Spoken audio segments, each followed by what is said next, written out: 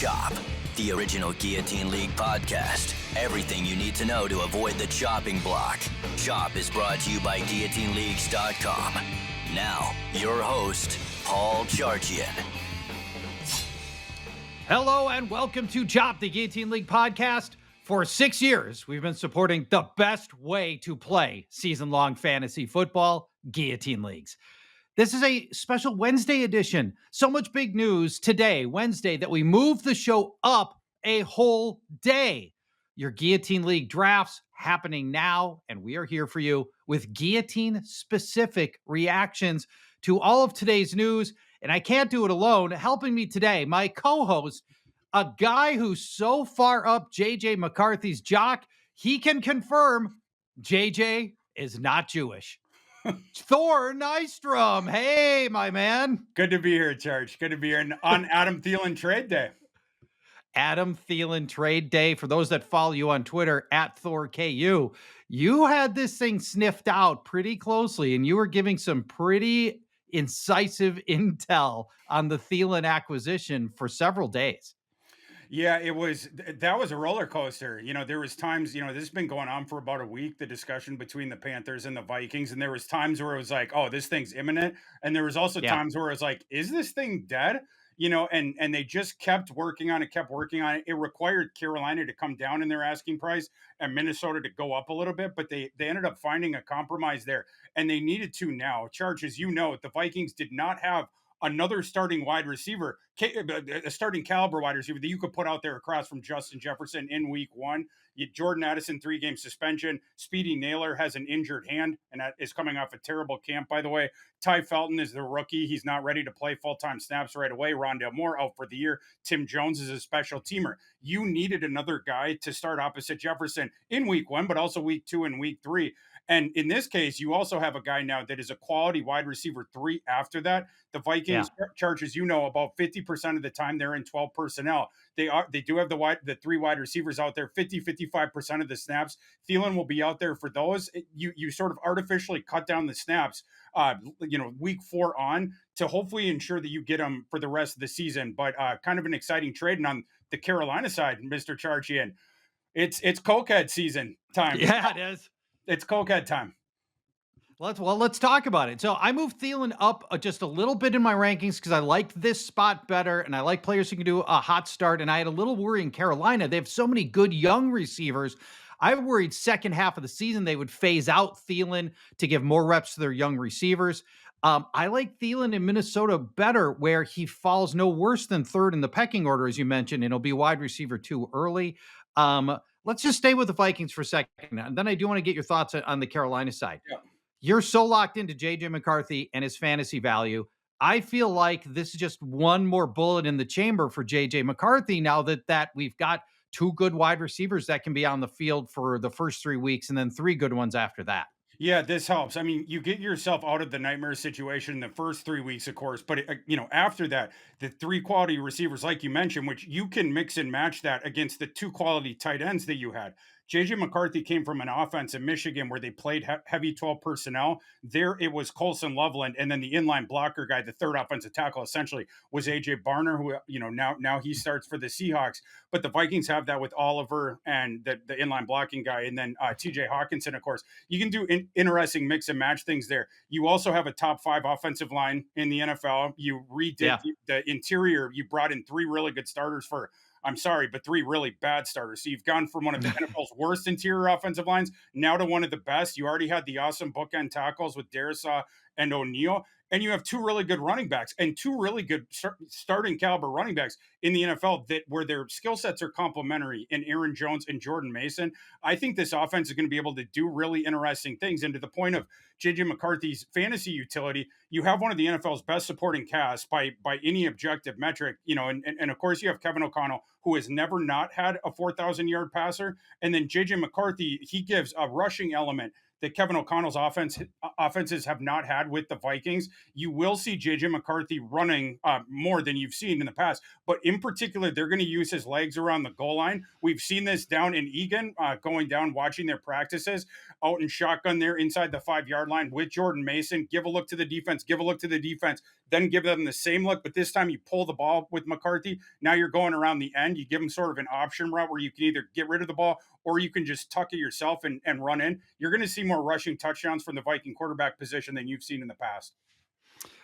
From a very guillotine specific standpoint, Thor, my only worry on McCarthy is the ramp up time that most young passers need before they start just filling out box scores regularly. And does Kevin O'Connell give him some kid gloves early on with lower volume, higher efficiency passes that are good for JJ McCarthy's confidence and development, but not necessarily good for fantasy play?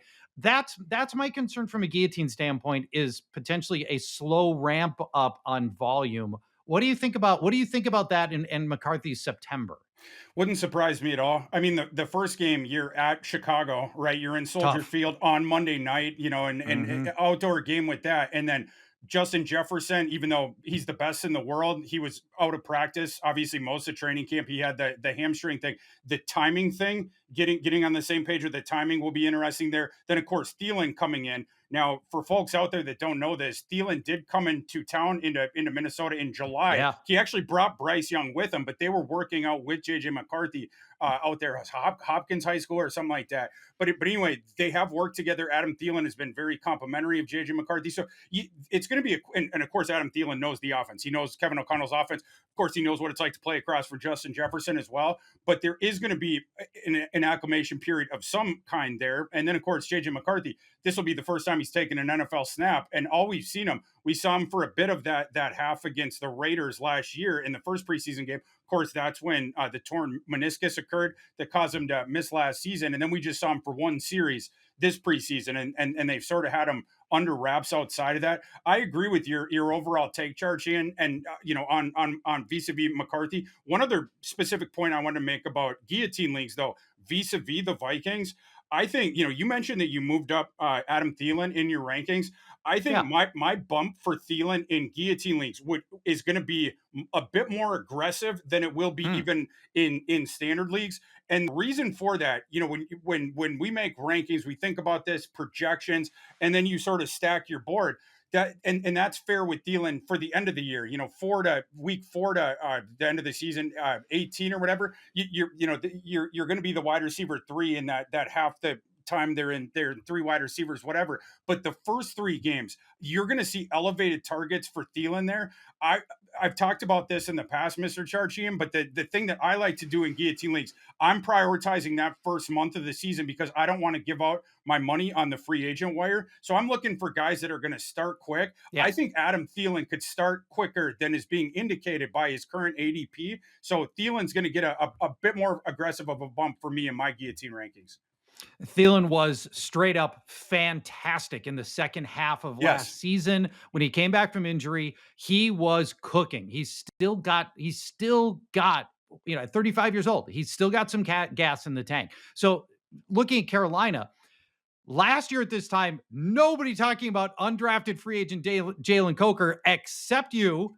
And then he ends up ultimately getting on the field later on the season for the Panthers. Is Jaylen Coker the big winner of playing time with Thielen gone in Carolina? 1,000% wheels up for Jaylen Coker. Jaylen Coker's a starting caliber receiver in the NFL. In his pre-draft process, I said his ceiling is a possession wide receiver 2 in the NFL. I think we're about to see it. Jaylen Coker should be starting on the outside, by the way, and they should move Xavier Legette in to become a manufactured touch big slot. Xavier Legette essentially is a souped-up Laviska Shenault. It's another Treylon Burks. The thing that and teams get, you see the big athletic receiver that makes plays on, in college, breaking tackles and stuff. You're like, oh, we can make him the alpha boundary guy. But Legette doesn't run good routes. And his ball skills depreciate the further you get down the field. The best thing with Legette, manufacturing his touches, letting him run after the catch, and then the thing of sending him across the field where you have vacated that side, try to hit him on the hands and see if he can turn the corner, that's where he gets dangerous, running down the field with the ball. But what that guy is, his destiny is to just be a manufactured touch big slot. And that's fine in this offense because Jaylen Coker should be the boundary receiver. It's a tall guy who can win downfield. He gets up, goes up and gets the ball. Very good adjustments. I love his hands. In college at Holy Cross, he was licking future NFL cornerbacks the few times he got to face them when they faced a couple of FBS teams, including Boston College. So I knew that guy's game was going to translate to some degree, and we got to see it, luckily, last season. And now with the Thielen trade out of there and the playing time opened up, it's definitely wheels up for Mr. Coker. Yeah. And, I think from a guillotine standpoint, where we're those like 12th round, 13th round, 14th round players are real crapshoots. Jaylen Coker belongs on rosters. He should be rostered. Week one, maybe not week one starter, but maybe he is a week one starter in leagues where you've got two flex positions to fill. Jaylen Coker becomes a potential guillotine asset. I love that part. Later on in the show, I'll mention this. We're going to talk about ADP movers down, the ADP bummers. Are you buying these 6 players at their new cheap cost? We'll talk about some of the players and not some of the easy ones like Joe Mixon. I think these are much more tricky guys to figure out that are ADP droppers. We'll get to that in a second, but we've got yet more news to get to, Thor. Tim Patrick traded to the Jaguars. Now, just last Chop podcast on Tuesday, we talked about Isaac Teslaa and whether or not he was guillotine safe. At the time, one of my concern points was Tim Patrick and playing time. Patrick had been treated like a starter, starters rep in practices. He was treated as a starter in the preseason games, meaning he wasn't playing in the preseason games. And then they ship him out. This opens up the door for Isaac Teslaa to be potentially a week one starter, but there's still a lot of mouths to feed in Detroit. So your thoughts about where Teslaa sits now, Thor, with Tim Patrick out and an easier opportunity for Teslaa to get on the field faster? Yeah, great sign for Isaac Teslaa here. An outward indication of it. This traded Tim Patrick and Teslaa. That was, Tim Patrick himself. If you gave him true serum, there was probably a moment of panic when he first saw Isaac Teslaa, and then he just keeps making plays all preseason long. Yeah. And the cool thing about Teslaa, you've seen it in different areas of the field. They've done the manufactured touch stuff for him short. You've seen it down the field. You've even seen him running some cool routes out there in the intermediate sector. Like, he's doing stuff. This is a kid who was overlooked coming out of high school, played at about the lowest level that you can play in college football, and was a man amongst boys. Just put up video game numbers down there, like on the very lower level of college football. Then he transfers up to Arkansas, and they had this bizarre receiver rotation the last couple of years, and they had a quarterback that's not very accurate. They would use him just as a big slot who just went downtown. They misused the heck out of him.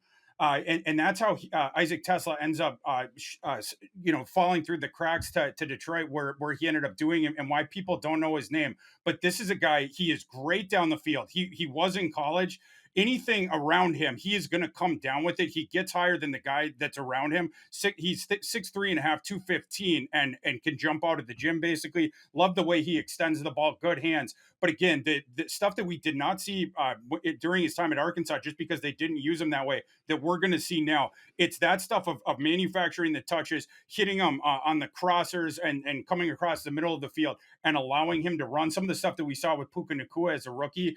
I think Isaac Teslaa is one of the big-time sleepers in fantasy football this year. And I think this is a guy that could potentially flip leagues. We know he is going to be on the field.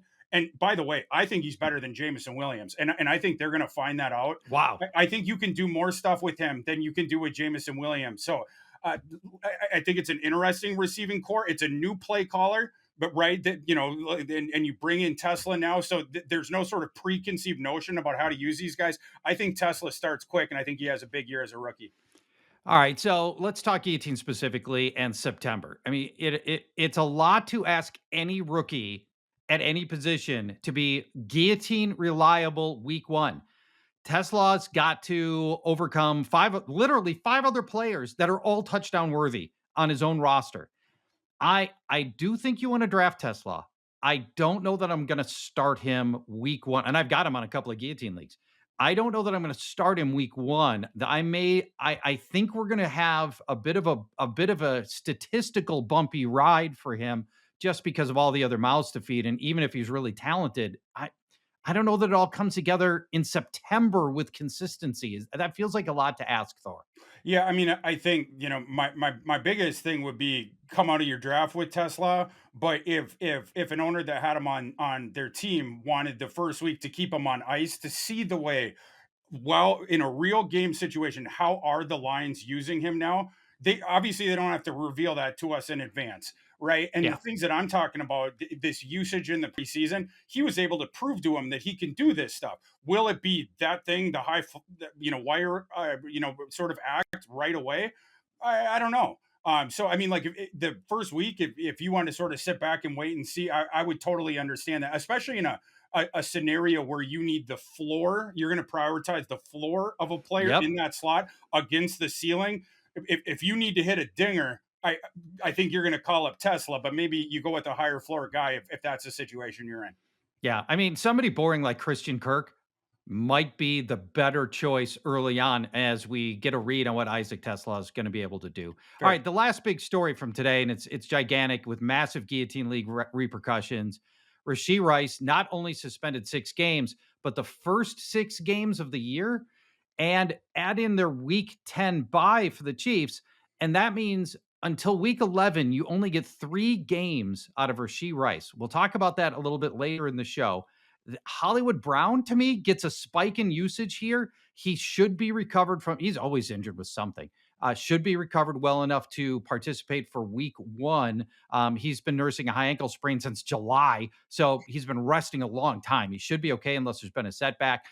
Rookie Jaylen Royals, you know all about Thor, but he's got knee tendonitis. He's not expected to be ready for the start of the season. He could have gone into that slot role that Rashee Rice likes to use. It's probably going to be boring old Juju Smith-Schuster there. I don't know that I'm ready to pick up Smith-Schuster and start him, but I think he's going to get some extra reps at least until Jaylen Royals is ready. This is rocket ship up for Xavier Worthy. I like Xavier Worthy already this year. This is Yeah. very good news for Xavier Worthy. The end of last season, you started to see the Chiefs and Andy Reid use Xavier Worthy in an almost identical way to the way that they used to use Tyreek Hill. It doesn't mean that Xavier Worthy is the same player as Tyreek Hill. It means that Andy Reid is getting closer and closer to giving him the usage of that. And we know in that offense what that role, the numbers that leads to.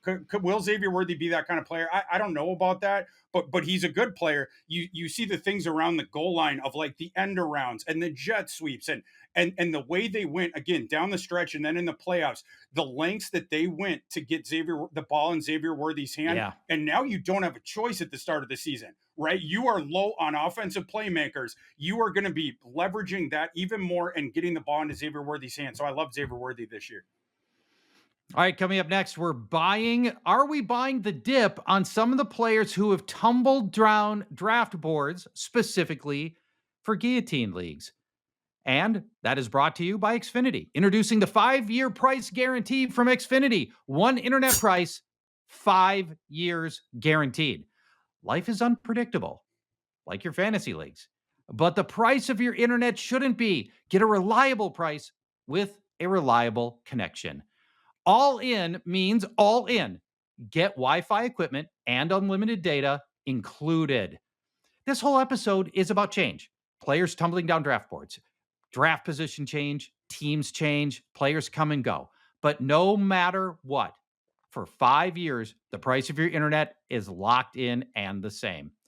Learn more at Xfinity.com. Restrictions apply. New residential customers only. Taxes and fees extra and subject to change. All right, Thor, we begin with our first ADP bummer, and it is Cleveland running back Quinshon Judkins, who has fallen 56 picks since the beginning of August. 56, still unsigned at this point.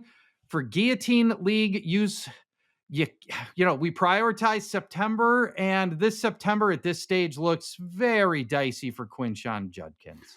I'm out of there. I am not buying this one. Someone else can have Quinshon Judkins. I'm totally fine with that. The fact that he still has not signed that rookie contract is that it's concerning, right? I mean, the legal stuff, the case was dismissed or whatever, but that contract's still not signed. We are almost in September now. So that is problematic. Even outside of the thing of he's not in game shape, he's going to have to learn the timing of the offense. He's going to have to learn the concepts and running within flow of his offensive line and running with tempo behind them. This is a guy whose game, the special sauce of it, it's field tempo and vision, and he hadn't been on the field. Right. Right. And he doesn't give you anything in the pass game anyway, even when he's at the full, his full powers or whatever. So you have all that stuff. In addition, you have that the NFL is still investigating it. So we'll see what comes from that. And then Dylan Sampson. I like Dylan Sampson. Dylan Sampson, he can do stuff on pass catching downs. I thought he was going to get that work either way. But I'm interested to see him with the rest of it as well. Coming from the gimmicky, speaking of a gimmicky off of Tennessee's there, seeing the thinner boxes, I'm curious in the NFL, but I liked his vision as well. The kid makes really clean cuts, so we'll see how he does. And then Jerome Ford as well, but I am out on Quinshon Judkins this year. The guy I'm in on for Guillotine, it's Jerome Ford. He's going to be your week 1 starter. Yeah. Week 1 starter that you can get in the 11th round of a Guillotine 18-team a Guillotine draft. He's being totally miscast here. This has opened some real opportunity for Ford, and somebody that I think is the best way to capitalize on this Judkins lack of signing. I don't think it's Judkins not signing his deal. I think it's the team's not offering him a deal. Is my hunch about what's going on right now.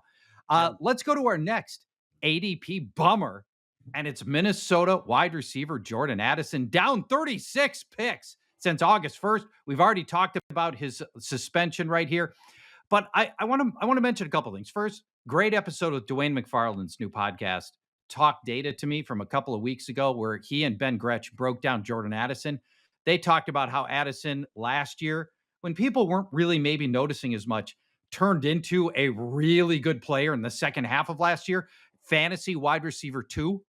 Over the course of the second half of last season, and would have walked right into that. And he looked fantastic in the preseason games and in training camp. Addison was just grooving with McCarthy. Then the suspension happens. Part of the problem with Addison, he's going to miss the 3 games, but also the week 6 bye for Minnesota. So just 2 starts until week 7.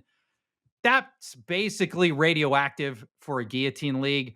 There's a point at which I want Jordan Addison, but probably Addison's going to end up on the waiver wire a couple of times between now and week 7, because he's scoring 0 points for somebody who's just trying to roster him and get through these first few weeks. I don't think, as much as I think Addison's going to be really helpful after week 7, I don't know if I can do it in Guillotine, where I just need to stay alive for 6 weeks. This is a great example of the discrepancies in how you value an asset. Standard league against Guillotine league. The first month of the season is very hairy if you are going to invest an asset into Jordan Addison being out the first 3 games. You mentioned the bye week as well.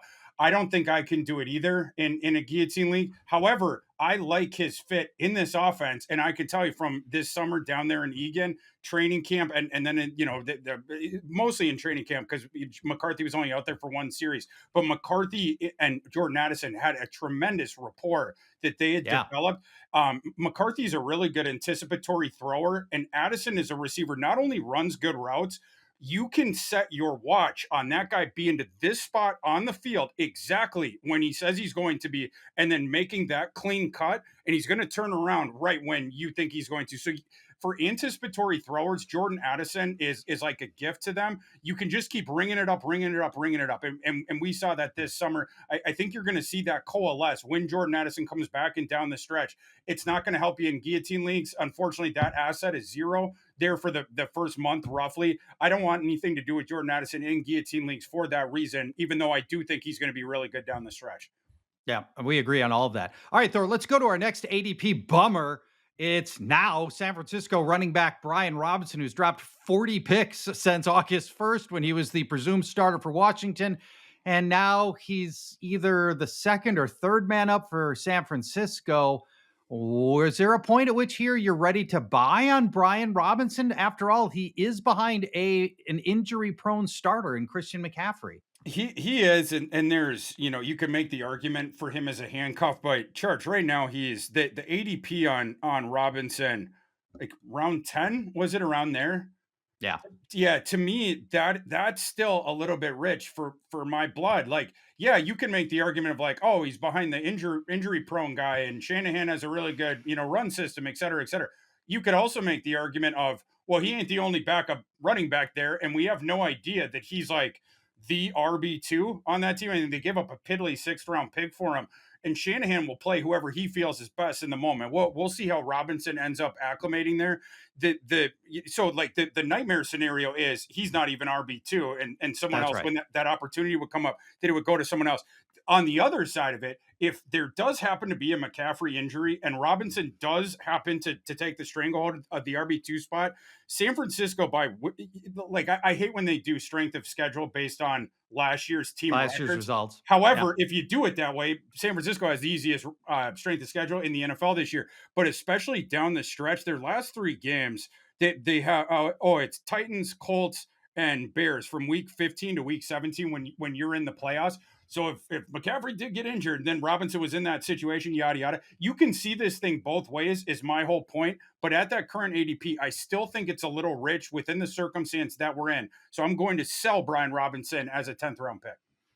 All right. I think I'm with you on this, and he doesn't catch. So it's not like he's going to walk into the same situation that you would get from Christian McCaffrey, because he doesn't give you any of the PPR utility that Christian McCaffrey does for Brian Robinson, down 40 picks since August 1st. 3 ways to play Guillotine Leagues at guillotineleagues.com. You can play with your friends for free in private leagues. You can play against the public for free, or you can play against the public for prizes if your state allows. 3 ways to play at guillotineleagues.com, plus a new format called Double Chop. 2 teams get chopped every week. Totally hardcore. It's already filled with anxiety on one team getting chopped every week. In Double Chop, 2 teams get chopped every week. You start with 18 teams. You play half a season. You crown a champion. And then if you love it, week 10, you restart. You redraft all new players, and you play again and crown another champion in the second half of the season. It is Double Chop, available at guillotineleagues.com. All right, Thor, our next ADP bummer, and I guess it goes without saying, we've already alluded to it, so we don't have to spend a lot of time. Kansas City wide receiver Rashee Rice, down 15 picks since August 1st and falling. The 15 pick, the ADP hasn't really caught up. The ADP metrics that we've got have not caught up to today's news about the 6 games. In anticipation of that, he was already falling. In Guillotine Leagues, we've talked about it. We've already alluded to this with Jordan Addison and others. Losing 6 games basically is radioactive. You can't carry a 0-point player for 6 weeks. So I guess, I don't know, like last pick of my draft, I don't know, maybe week 13 or 14, who are probably guys I'm going to drop anyway. But I'd rather roll the dice on Jaylen Coker in round 13 than I would Rashee Rice missing 6 games for sure. Rashee Rice is undraftable in Guillotine Leagues, in my opinion. But don't worry, if you love Rashee Rice, if your team is good enough to get there down the stretch, you're going to get another crack at him on the waiver wire when he is going to be playing. So that's when you want to look to acquire Rashee Rice in a Guillotine League. What you don't want to do is to delineate a pick to him that's sort of near where his ADP is now. Don't use a pick on him at all. Yeah, I think you're right about that. Let's go to our next ADP bummer. Washington wide receiver Terry McLaurin, down half a round since August 1st, but now signed. Do you have renewed faith in Terry McLaurin in Guillotine Leagues? Yeah, right now, early 4th round, I think is roughly around where that ADP, that's right where I'm at. So I guess by definition, I'm going to be buying on this. Yeah. He knows the offense. He knows the quarterback. And it's not like he was sitting on the couch eating potato chips like I do the past month. This guy is in game shape. And again, knows that offense. He's going to be just what he is. Yeah, people are going to forget in a couple of weeks when the season starts that he had even been a holdout at all. I like Terry McLaurin. I like this offense. The guy that I don't know how the transition is going to work is Deebo Samuel, who they brought in. Agreed. Yeah, like a guy that doesn't want to be a gadget guy anymore. He wants to now run routes down the field. We haven't really seen him be effective with that in the NFL yet, but I don't know about that. Terry McLaurin, though, we know he's a stud, and he should be going right around there. So I'm going to buy the dip on Terry McLaurin. All right. I think I'm with you on that. Jaden Daniels is, what if he's better as a sophomore? Better passer. Yeah, Absolutely. There's a real scenario. right? Where Terry McLaurin, even better than last year, if you don't mind the fact that he had all this time away from the team. And a lot of people point to the fact that extended holdouts lead to inconsistent play, injuries like Brandon Ayuk last year. But I don't know. McLaurin's a pro's pro. He got back in 2 weeks ahead of the first game. I think he's going to be okay. I'm optimistic about it. And I think that's situation specific, right, Charge? I mean, because we see examples of guys that hold out and they sign right before the season, and then they're awesome right away, right? Like where it doesn't look like there was any anything missing at all. And then we see the examples the other way. I think it's situation specific. And my read on this is McLaurin's going to be one of those guys where you're going to forget real quick that he had held out at all. I think you're right about that. And which does happen. It's like week 3, he's had 3 good weeks. You don't even remember the holdout. Exactly. Let's go to our final player in just a moment. I do want to mention, with all the changes, I'm constantly updating my guillotine-specific rankings at fantasylife.com. And Thor, if people want my guillotine-specific rankings, how can they save 20% off of a premium subscription, Fantasy Life Plus, at fantasylife.com? Use code Thor, THOR, for 20% off your subscription at fantasylife.com. Easy. Jauan Jennings, the last player to talk about, down 12 picks since August 1st because he hasn't basically practiced since August 1st. And, when in Guillotine, when we're trying to make sure we don't get cut in September, guys who hobble into the season make us feel pretty nervous. I think you're going to be glad to draft Jauan Jennings at the discount because it looks like he's going to be able to play through this calf injury in week 1. Kyle Shanahan said he expects him there for week 1, but notes that calf injuries re-injure easily. And he's right. They do. So, but the good news is they've been able to just go easy on Jennings this entire month of August. And boy, we forget last year, Jennings completely emerged out of relative obscurity. 10 games with at least 6 targets, kind of up and down, in and out of game plans because Brandon Ayuk was and Deebo Samuel were off and on hurt and inconsistent. But, he finished really well and he looked good. Jauan Jennings, just a good player. He finished last year as Pro Football Focus's wide receiver 15. That was ahead of Brian Thomas, Jackson Smith-Njigba, CeeDee Lamb, Terry McLaurin. I mean, good players. PFF graded higher with Jauan Jennings than those players. Thor, the San Francisco depth chart just so thin right now. They shipped out Deebo Samuel, who you just mentioned. Brandon Ayuk is out for probably 6+ weeks. Demarcus Robinson suspended. Jennings is a needed starter on this team. I think he's going to have requisite volume. Assuming the calf injury comes around, he'll have requisite volume to be a guillotine asset. How do you feel about Jauan Jennings? I'm not as bullish as you are. It's not a hard disagree for me. It's more just that Ricky Pearsall, I have him on dang near all my teams. And I wish I had him on all my teams. Ricky Pearsall is the guy that I want to own there. I think Ricky Pearsall is really, really good. I think this is the breakout year for him. But to your point, they know what they have in Jauan Jennings. They trust Jauan Jennings. And boy, oh boy, did they need Jauan Jennings to shake that calf injury and to be out there and to be the best version of Jauan Jennings that he can be, because they don't have other people. They need to manufacture some offense this fall. If we ever create a format where we give points for run blocking wide receivers, Jauan Jennings is going to be a first rounder. Bulldog. Yeah, that guy brings the boxing gloves. So cornerbacks, get ready. It's been the same case since college. I mean, that guy is out there to brawl. I love watching Jauan Jennings. Yeah, man, he is relentless as a blocker, and I love that part of his game. It just doesn't translate into fantasy points. Thor, this has been a blast. Thank you for coming on a day early to help us walk through all of these changes, and you're uniquely situated for many of those. Is Isaac Teslaa this year's Puka Nacua for you? Is this the guy, if there's one guy you're hanging your hat on, 100? That maybe isn't obvious? I mean, Ashton Genty, we all know. Is it Isaac Teslaa? But, you and I have had so many conversations. It feels like it might be him. It's him. Yeah. If you're looking for the rookie super sleeper at the wide receiver position, Teslaa is my dude this year. Now the opportunity's open for him. We don't even have to guess at that. And like I said, I love his game. He is the sleeper that I want. And in standard leagues, that's the guy that I'm using the last round pick on. And in dynasty leagues, I'm hopping the line. We are making sure that we come out of our draft with Isaac Teslaa. Thor, I will see you on Fantasy Football Weekly on Friday. We encourage you to also subscribe and listen to Fantasy Football Weekly. It's the long form shows at this time of year. You'll get Thor Nystrom and myself, and I think Scott Fish on Friday as well. So we've got a star-studded lineup coming in Fantasy Football Weekly as well. Thanks for listening to Chop, the Guillotine League podcast. We'll be back next Tuesday. Talk to you then.